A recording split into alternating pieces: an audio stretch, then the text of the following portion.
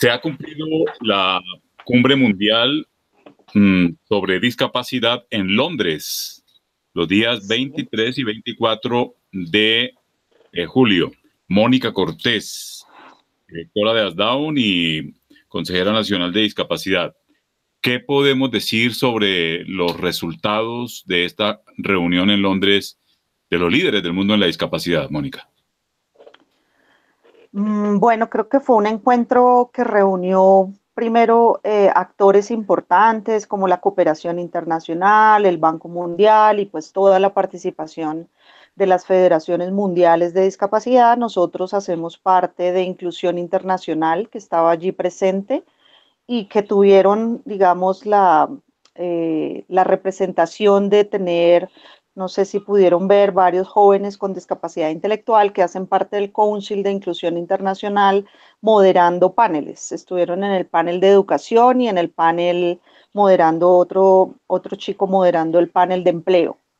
Eh, pues consideramos que uno de los temas y retos fundamentales sigue siendo que los estados comprendan el tema que viven las personas con discapacidad, que es la exclusión en muchas formas y en muchas medidas, aunque tengamos hace 10 años la Convención de Derechos, seguimos teniendo grandes retos en lograr que de verdad los programas y todo lo que tienen los estados de verdad le apunten a mejorar esos procesos de inclusión de la población con discapacidad. Inclusión Internacional también lleva siempre la bandera de la desinstitucionalización, de que los chicos no persistan en la idea de tener ámbitos segregados y espacios donde ellos estén afuera. Entonces, creo que hay que seguir, hay que continuar y todos esos esfuerzos que hacen y ver gobiernos participando. Estuvo Ecuador de Latinoamérica, el presidente allí. Bueno, creo que todo eso ayuda a que sigamos visibilizando el tema y logrando un mayor esfuerzo y cooperación de muchos actores, ¿no? Porque también sabemos que las organizaciones mundiales se esfuerzan mucho porque la cooperación entienda cuáles son los retos y los cambios también que ellos deben apoyar, porque también nos encontramos con cooperación apoyando la segregación. Entonces hay que decirles con claridad hacia dónde queremos caminar, hacia dónde va el movimiento de personas con discapacidad reclamando sus derechos y creo que esos espacios sirven y son un gran esfuerzo que hacen porque esto sea posible y porque esto sea visible en la forma como los estados deben trabajar por las personas con discapacidad. Allí en las múltiples voces que se escucharon, se persiste mucho en lugares comunes, en situaciones recurrentes, persistentes, como el hecho de la no participación de las personas con discapacidad, la no inclusión y la falta de datos técnicos, datos estadísticos. A propósito del censo colombiano, ese sigue Uh siendo un -huh. mal general. ¿Qué propósitos, qué propuestas se plantean para poder avanzar en eso y no quedarse en ese diagnóstico? Yo creo que incluso ahí vi que también estaban participando el Washington Group, que son los encargados de establecer todas estos temas de datos a nivel mundial en el tema de discapacidad y creo que es un reto de todos los países de la región, del mundo entero, en tener datos, digamos, estables y confiables sobre quiénes son las personas con discapacidad. Sigue siendo un tema que según los estados es muy costoso poder registrar y hacer todo este tema del registro de personas con discapacidad sigue siempre teniendo un tinte de la inversión que se debe hacer, pero pues es la única forma, o sea, todos los estados hablan, tenemos incluidos, por ejemplo, Colombia, cuando vamos, ahora que hablemos de educación, dice que tenemos 176.000 estudiantes con discapacidad incluidos en el sistema educativo, pero cuando tú vas a preguntarles contra cuántos que están afuera, no hay cifras con qué contrastar. Y eso es un poco lo que nos dicen todos estos temas de datos, de cómo vamos a hacer para que de verdad, tengamos datos claros y reconocimiento de quiénes son las personas con discapacidad que tenemos en cada uno de nuestros países. Aquí todavía hay retos enormes, con el simple hecho de que todavía ni siquiera tenemos un instrumento general que pueda determinar quiénes son las personas con discapacidad. Me refiero a que el CIMAT tiene unas categorías, hoy la resolución de salud, que salió de la salud para certificar la discapacidad, tiene otras categorías, el registro de localización y caracterización eh, tiene que ser como el lineamiento de dónde vamos a registrar quiénes son las personas con discapacidad. Entonces, el ICBF tiene otras categorías. Entonces, creo que tener un instrumento único de registro que nos permita tener los datos de las personas, pues estamos confiando en el censo, pero también creo que no vamos a lograrlo, porque esto de registrar a las personas desde la funcionalidad todavía no es un tema que se pueda hacer tan fácilmente sin la preparación adecuada. De acuerdo a cómo se vio el desarrollo del censo, todo parece indicar que la probabilidad de éxito de ese conteo parece que es bastante escasa.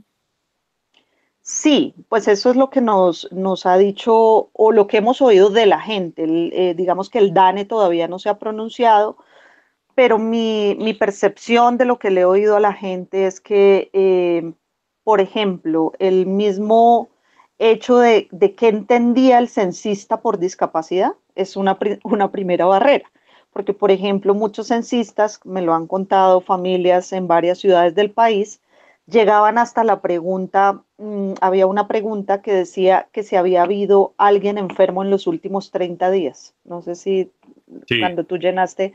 así es. Entonces muchos censistas llegaban a esa pregunta y la que venía después era la de discapacidad. ¿Hay alguna persona con discapacidad en la casa? Entonces cuando ellos les respondían que nadie había estado enfermo los últimos 30 días, no hacían la pregunta de discapacidad, porque entendían que discapacidad era enfermedad, ¿sí? Pero eso tiene que ver con las concepciones del censista. Terrible. Y obviamente también yo siento, por otro lado, que la sociedad civil esperaba la pregunta, pero no decía, oiga, aquí hay una persona con discapacidad, sino si no le hacían la pregunta directa, tampoco decía, oiga, voy a registrar una persona con discapacidad, porque solo si llegabas a esa pregunta, que era la que venía después, se desplegaban las otras cuatro. Entonces, pues yo creo que ahí van a haber muchas inconsistencias, los que logramos hacer el registro virtual de repente lo pudimos hacerlo de lo mejor, pero no va a ser tan fácil con la recopilación de información puerta a puerta. Y creo que ahí estaba la mayoría de la población con discapacidad, en el puerta a puerta. Muy, muy complejo, muy difícil. Está para comenzar un nuevo gobierno. Se están terminando 4 años de proceso de política pública de discapacidad y de cumplimiento de la normatividad y la ley 1145 en particular que establece el Sistema Nacional de Discapacidad. ¿Qué balance nos deja al término de este gobierno? ¿Cómo ha funcionado ese sistema de discapacidad? ¿Qué pasó con ese traspaso al Ministerio del Interior y esa implementación? ¿Qué balance se puede hacer en este tiempo? Bueno, Hernando, yo creo que en estos 4 últimos años se hizo un trabajo pues importante en relación a la reglamentación de la ley 1618, que si recordamos, desde el 2013 que fue aprobada, empezó este proceso de reglamentación de la ley 1618 de goce efectivo de derechos de las personas con discapacidad, que le tomó tanto tiempo a los sectores, por poner un ejemplo, la resolución 583 de salud, el decreto 1421 de educación, tardaron 5 años en salir, desde el 2013 hasta el 2018. Bueno, el 2017 salió el 1421, pero fueron procesos de generación de un decreto, de una resolución muy lentos, o sea, fueron unos procesos que llevaron mucho tiempo, por lo que hubiera sido, por cambios administrativos, porque no había consenso en lo que queríamos que fuera en el documento. Por ejemplo, el decreto 1421 tuvo 24 versiones, 24 versiones hasta llegar a esta última final, que fue la que llegó a su feliz término. Entonces creo que pues estos últimos 4 años fue como ejercer toda esa presión en el cumplimiento de esa reglamentación.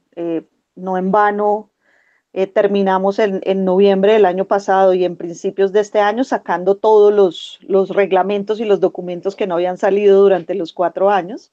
Salió el 2017, el 2011, que son los de empleo.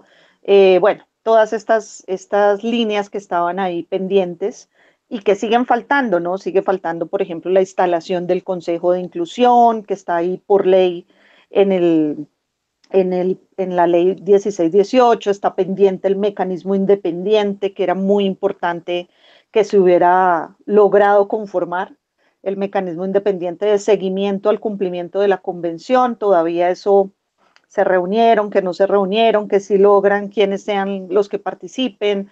El Ministerio de Justicia y la Procuraduría, Contraloría y Defensoría están como muy enredados en cómo echar a andar y organizar ese mecanismo independiente. Entonces creo que son cosas como que quedaron ahí eh, en punta de que salgan y quedaron establecidas de todas formas en un plan de acción que realizó el Consejo Nacional y el GES, el Grupo de Enlace Sectorial, el Plan de Acción 2018-2022. Entonces, creo que pues haber dejado por lo menos ese documento que aún no está aprobado porque en la sesión que tuvimos el pasado 11 de julio, una de las cosas era aprobar el plan de acción.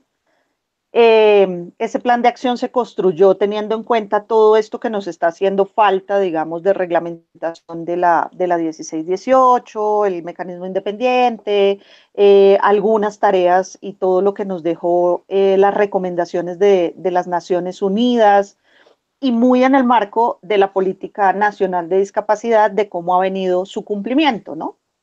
Entonces, dejamos ese plan de acción, pero por ejemplo había un tema, Hernando, que era eh, una de las cosas que nos dejó las recomendaciones de la ONU es poder vigilar el tema de la firma del protocolo facultativo. Sí. Pero la Cancillería, el día de la sesión del Consejo, dijo que ellos no se podían comprometer a que se dejara en un plan de acción la firma del protocolo.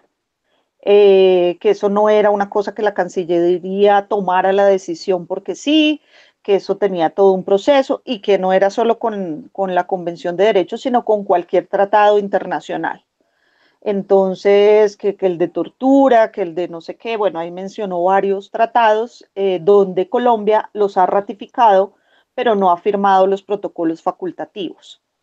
Y una de las razones, pues, que dice la Cancillería es que lo que Colombia dice a nivel de pues, estas instancias internacionales es que no firman el protocolo porque ellos sí le están dando cumplimiento a la implementación de los tratados.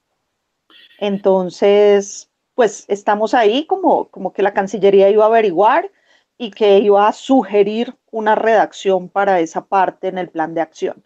Pero ya hay un plan de acción, Hernando, está todo el tema de seguir avanzando en el tema de capacidad jurídica, del reconocimiento de la capacidad jurídica, porque sí veíamos en el análisis que hacíamos que muchas de las recomendaciones de la ONU están muy basadas en que haya un cambio en esa legislación nuestra de la interdicción.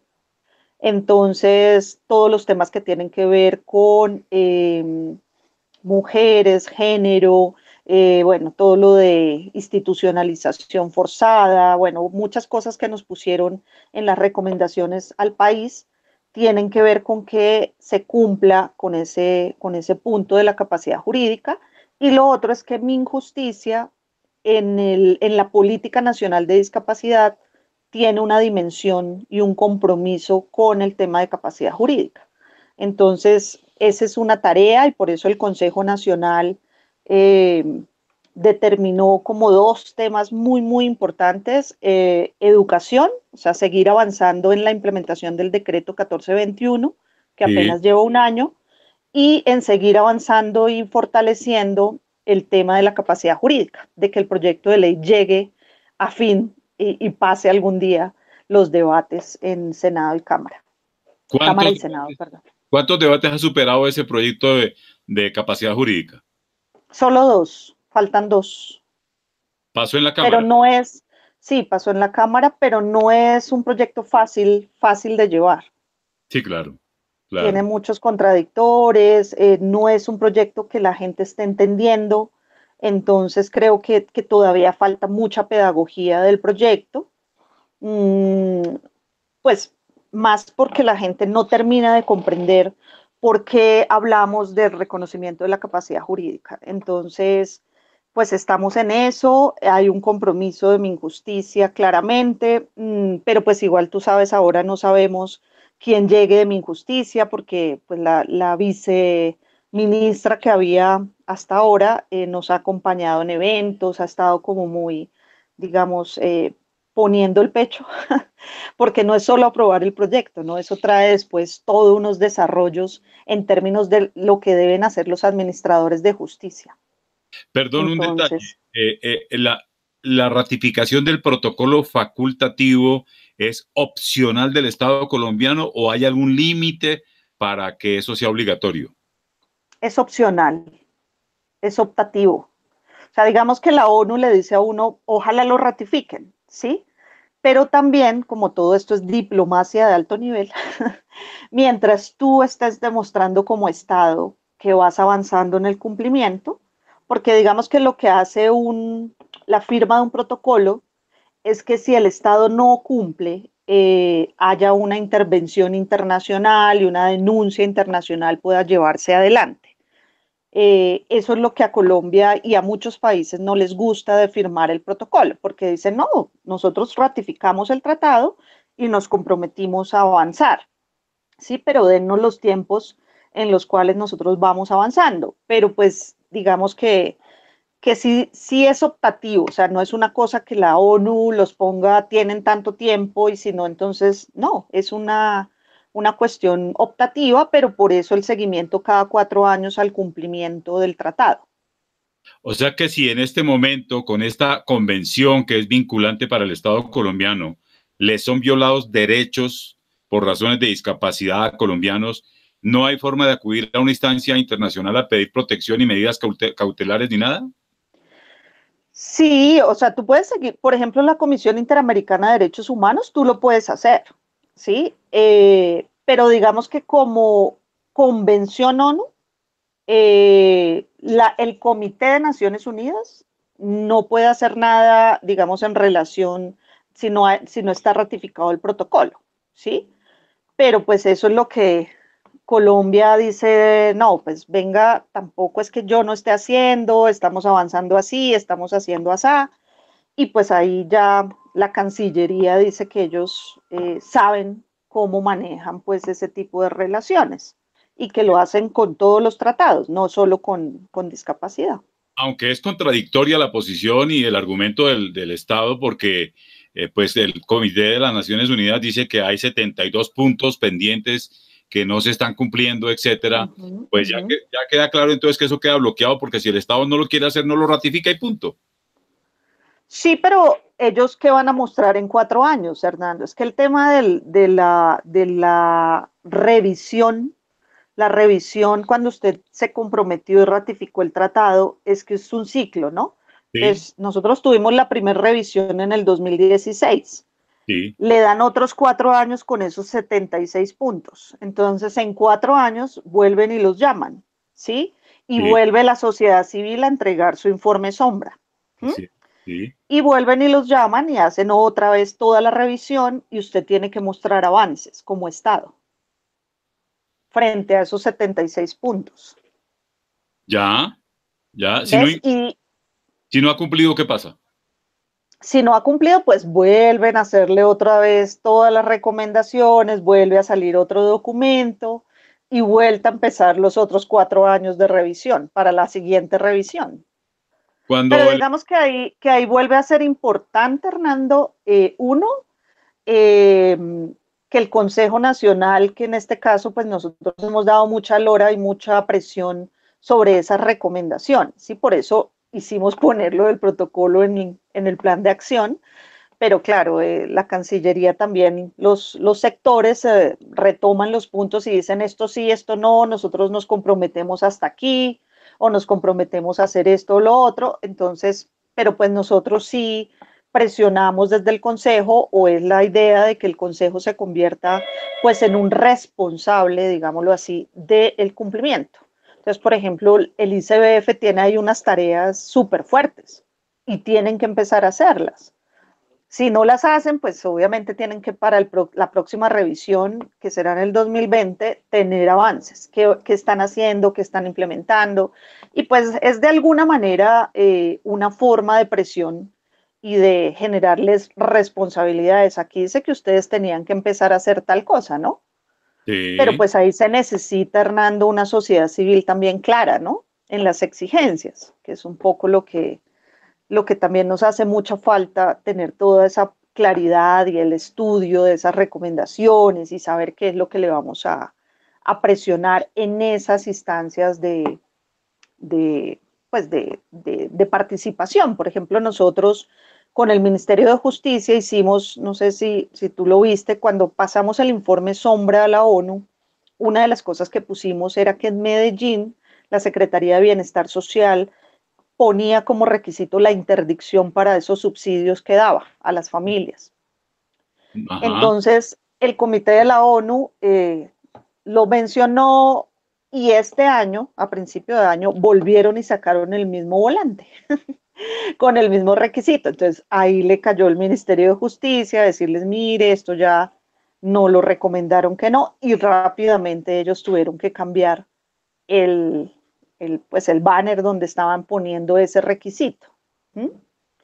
Entonces son cosas que si uno las sabe manejar, tú le sacas provecho desde el derecho y desde lo que toca, pero pues hay que saberlo hacer.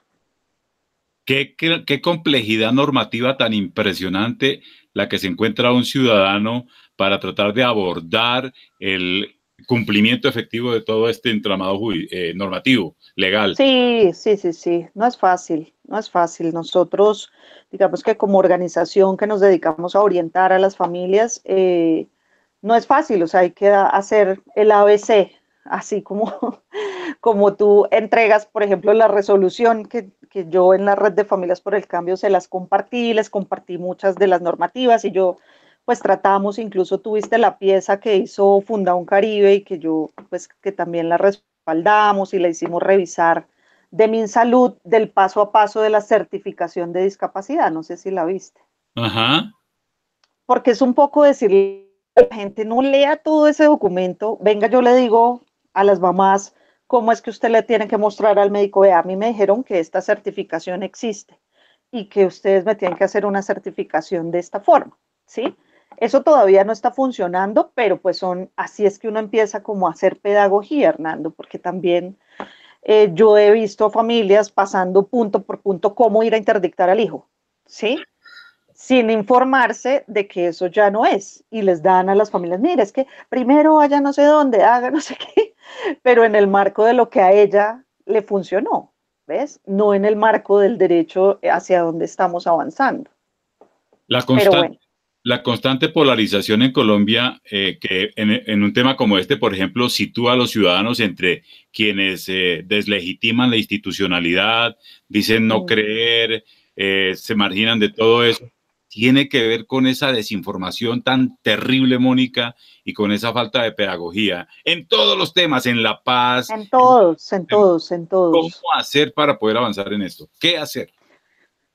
Pues yo creo, Hernando, que una de las cosas, incluso nosotros también estamos preparando una piecita sobre el proyecto de ley de 027, una cosa muy, muy sencilla, una ABC, porque yo también creo que la gente, y además las interpretaciones que hacen, ¿no? Yo el otro día hablaba con una mamá de las que tú conoces que no está de acuerdo, y por ejemplo ella decía cosas como, es que ese proyecto de ley dice que son los jueces los que van a decir quiénes deben ser la red de apoyo de mi hijo, ¿sí? Eso ni siquiera lo han contemplado los jueces porque no saben cómo lo van a hacer. O sea, estamos diciéndoles, ya no los vamos a ponerle un curador, van a haber otras alternativas y una es el sistema de apoyos, una, pero esa no es la única. Y ellos ni tienen ni idea cómo se hace un sistema de apoyos.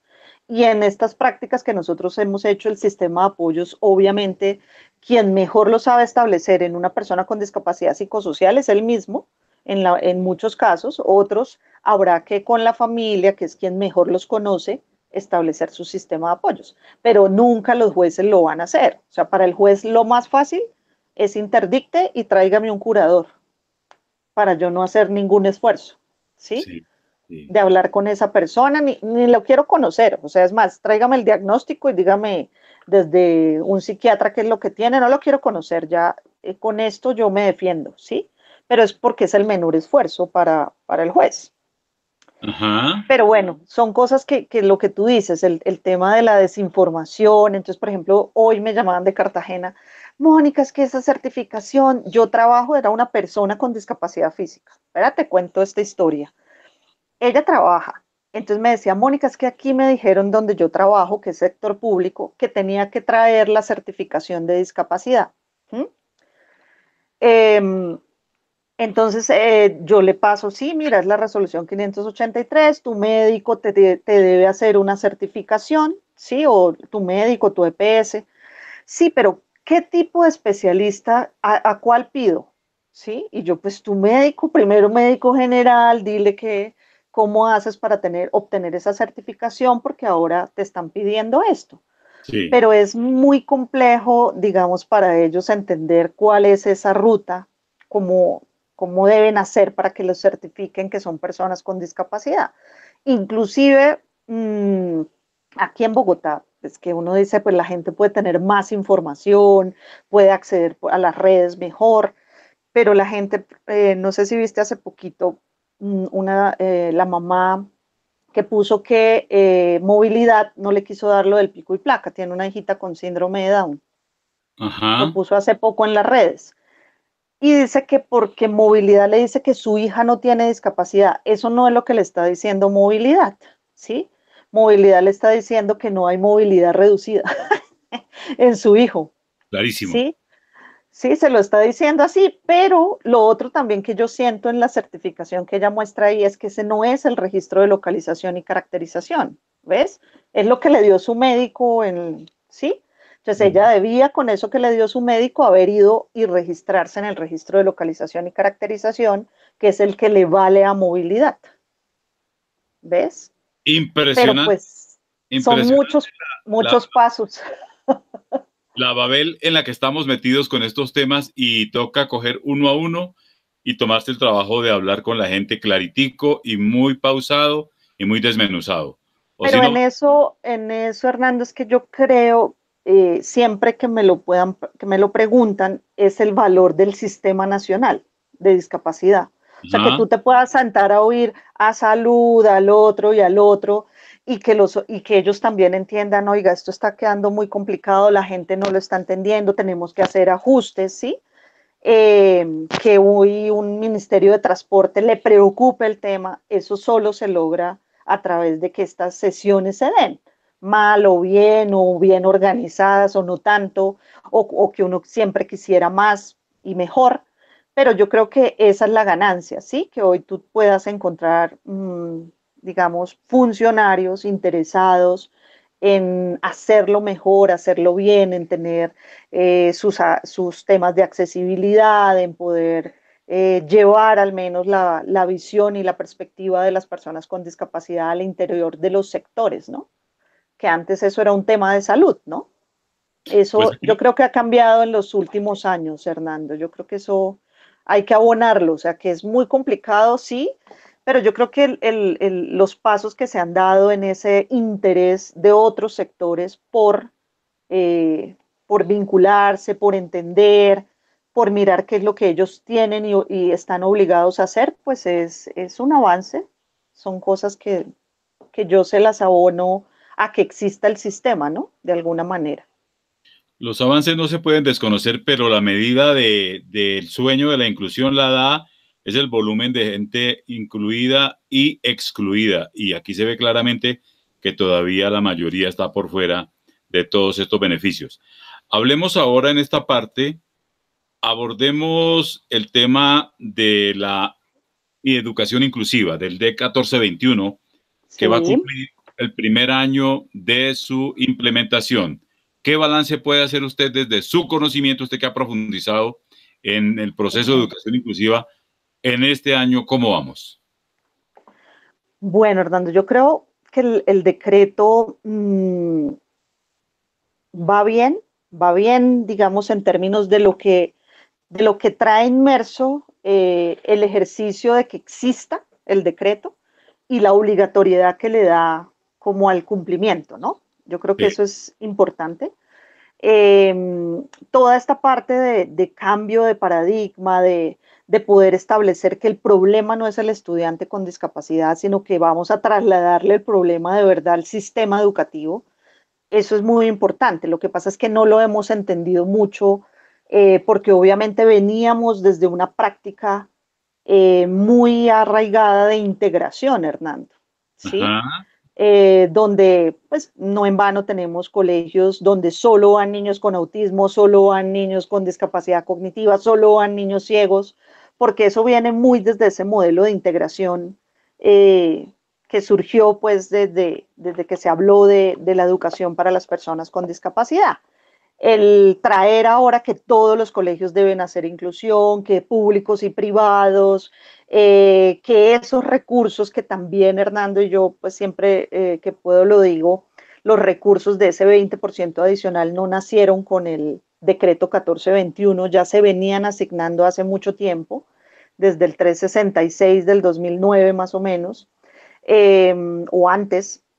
Sin embargo, esos recursos nunca se les hizo ningún control ni vigilancia, Hernando, de cómo se invertían, ¿sí? sí, sí. Entonces las entidades territoriales, por eso surgió todas estas organizaciones que hacían prestación de servicios de formación docente, iban y cogían las platas 3 meses, un mes, y se iban, ¿cierto? Y nunca se dejó capacidad instalada, que es lo que hoy intenta hacer el decreto, ¿sí? Que hagan unos planes de implementación progresiva, que se haga desde las entidades territoriales un plan que se le muestra al ministerio de estos 20% adicional que me llegaron, voy a invertir tanto en docentes de apoyo, voy a invertir tanto en planta física, voy a invertir tanto en intérpretes, bueno, lo que sea necesario y que se vaya poco a poco no, o sea, ellos tenían este primer año para entregar su primer plan de implementación, en 3 años se les vuelve a revisar ese plan de implementación y en 5 años ya debería estar, o sea, ellos deben ir entregando el plan de implementación año a año, pero con la idea de que en 5 años ya esté mucho mejor invertido el recurso, ¿no? No es solamente para que es que yo lo entrego este año y pare de contar, no, va a haber un seguimiento, un control, se creó un comité al interior del Ministerio de Educación, que no sé si recuerdas que antes solo había una persona encargada del tema en el Sí. ministerio, ¿sí? Se delegaba una persona para discapacidad y punto, y más el INSI y el INSOR. Hoy hay un delegado de primera infancia, de educación básica y media, de educación superior, de cobertura, y hay como un comité al interior que se reúne todos los meses, al interior del ministerio. Eso es bueno también, ¿sí? Porque ahí digamos que no va a haber solo un encargado, sino que ese comité, digamos, analiza, revisa, mira cómo van, y bueno, yo creo que todas esas son cosas positivas que trae el decreto. ¿Qué otra cosa? Bueno, yo creo que hay un tema muy complejo de cambiar y es cómo se ha entendido a lo largo de todo este tiempo el rol del docente de apoyo. Sí, entonces el rol del docente de apoyo que traíamos históricamente era un rol donde el docente de apoyo se encargaba de los niños con discapacidad. Ajá. Y entonces, por ejemplo, las docentes de apoyo decían, yo solamente me voy a encargar de 10 niños porque el decreto 366 decía que solo un 10%, no sé si te acuerdas de ese porcentaje. El decreto 1421 quita eso y cambia y dice el docente de apoyo es para los maestros, no para los niños directamente, sino es para que trabaje con los maestros, para que implemente estrategias que el maestro pueda llevar a la práctica con los niños. Eso no lo saben hacer las docentes de apoyo de hoy. Muchas no lo saben hacer porque esa no fue la formación que se les ha dado dentro del contexto de la educación especial. Hoy Ujú. eso hay que cambiarlo, hay que empezar a movilizar que ellas también conozcan de otras prácticas, de que no es sentarme con el niño y estarme aparte con el niño, sino cómo establezco muchas otras formas para que los niños puedan participar del entorno escolar y yo apoyar a los docentes que en últimas son los que van a pasar la mayor parte del tiempo con los niños y ellas van a estar apoyando a hacer ese rol de apoyo. Esas son como las cosas fuertes del decreto que están generando, pues siempre que hay un cambio, yo creo que se generan estas olas de resistencia, digo yo, de que no quieren hacerlo, pero que poco a poco se va encontrando la forma de llegar. Todavía está muy arraigado el tema del diagnóstico, de que unos sí pueden ir al colegio y otros no, y no desde las identificar cuáles son todas esas estrategias y esas barreras que impiden la participación del niño o la niña. Entonces, cambiar esas miradas y esas concepciones, pues todavía nos va a tomar un tiempo, pero creo que son las bondades y las ventajas del decreto, que haya podido quedar así, aunque pues yo también que me he recorrido varias ciudades del país, hay muchas interpretaciones del decreto, ¿no? Que también tú empiezas a ver Ustedes en el camino. En Asdaun están haciendo trabajo con familias y uno de los aspectos para analizar en el balance de este primer año es la incidencia de la familia y la intervención de la familia en que se cumpla todo lo dispuesto por esta norma, el de 1421. Sí, ¿Cómo ve usted esa participación de la familia y la preparación de la familia en esto? yo creo que ahí tenemos retos importantes, o sea, yo creo que las familias, nosotros tratamos siempre como de mostrarles que cuando yo hago la conceptualización de lo que es la educación inclusiva, también como familia tengo que cambiar mi mirada. O sea, porque si yo sigo viendo a mi hijo como el incapaz, como el que, pero él no lee, pero él no escribe, pero él no va a poder porque yo además lo ubico dentro de sus, digamos, incapacidades, pero además dentro de un sistema inflexible, educativo igual al de los demás, ¿sí? Sí. Entonces yo como familia tengo que entender esa lógica de que mi hijo aprende de otra forma, tiene otras posibilidades de ser y estar en ese espacio educativo, ¿sí? Y de que sea valorado y respetado, porque si yo me voy como a yo hoy lo oía de una mamá inclusive que me llamó de Bucaramanga que decía, no, pero es que yo le he pedido al colegio que lo deje repitiendo, que lo deje porque yo le veo muchos vacíos. Imagínate tú cuándo vamos a llenar esos vacíos, Hernando. O sea, es que él hay que llevarlo desde otro proceso, pero esas son las frases y las comprensiones que las familias también tienen de pensarse a su hijo dentro de un sistema educativo tradicional, digámoslo así, como hemos visto a la escuela.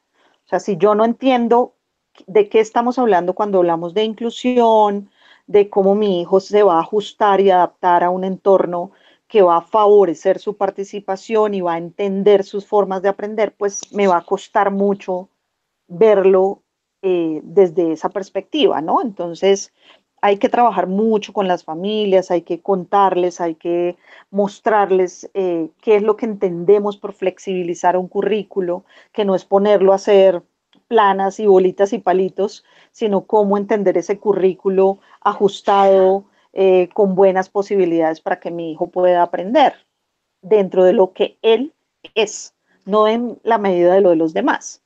Pero pues hay un trabajo muy fuerte, las familias obviamente las que desertan del sistema educativo es precisamente por no tener esa claridad, ¿no, Hernando? Pero yo creo que cada vez vamos dando pasos, las familias cada vez los llevan más hasta el final, muchas desertan en noveno, décimo y once no es una apuesta, sobre todo en discapacidad cognitiva, pero yo creo que ahí vamos, hay que trabajar, pero yo creo que lo que las familias más deben conocer, Hernando, es este concepto de inclusión claro, ¿sí?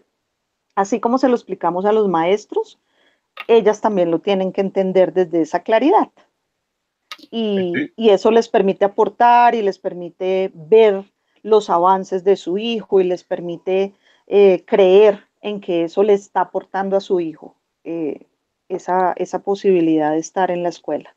Cerremos esta conversación con esta conclusión sobre educación inclusiva. El 31 de agosto, fecha del primer aniversario de este decreto 1421, vamos a escuchar a familias de todas partes del país y vamos a tener como claridad de qué se está haciendo, qué van avanzando, y vamos a tener muchas preguntas también sobre qué más hay que hacer para que la familia asuma el rol que le corresponde.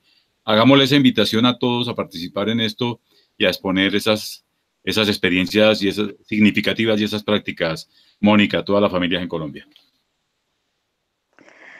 Yo creo que todos estos espacios son muy enriquecedores y son bienvenidas a ver esas buenas prácticas, esas buenas experiencias, esa disposición también que sabemos que hay desde muchos sectores, que nos hace falta, que todos vamos a aprender y seguimos aprendiendo en el camino, porque la inclusión no es una sola. A veces creemos que hay un único colegio que hace inclusión y resulta que la inclusión se construye alrededor de cada uno de nuestros hijos y sus posibilidades.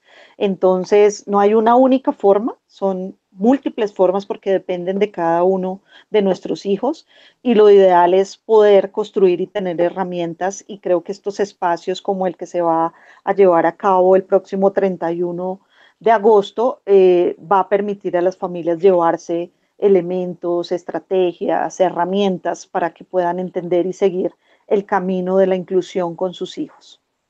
Vamos a estar entonces ocupados este mes de agosto en hacer ese examen de cómo estamos en educación inclusiva un año después de este decreto.